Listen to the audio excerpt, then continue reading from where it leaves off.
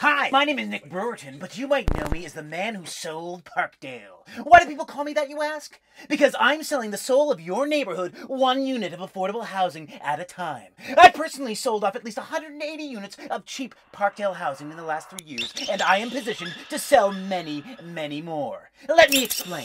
My business is displacement realty.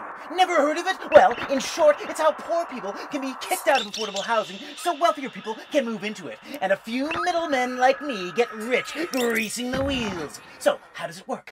First, I seek out rooming houses and bachelorettes that currently rent for cheap. These are the biggest source of affordable housing in Parkdale.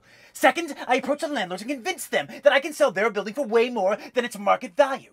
Then, to justify the hefty price tag, I market the building to faceless investors, promoting the income potential if they just doubled or tripled the rents in an up-and-coming neighborhood like Parkdale. And since I often represent both the buyers and the sellers, I'm getting paid twice, collecting commissions on each side of the deal. But since new landlords can only increase residential rent by 1 or 2% per year in Ontario, it means investors gotta find a way to push existing tenants out so rents can be sufficiently jacked. Sometimes the new landlord will use legal methods to get old tenants out. Other times they'll find other ways. But that's not my problem.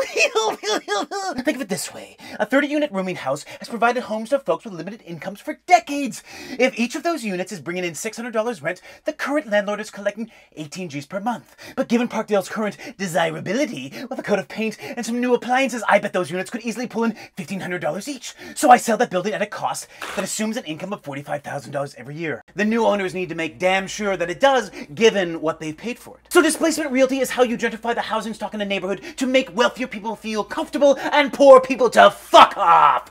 But what does this mean for Parkdale?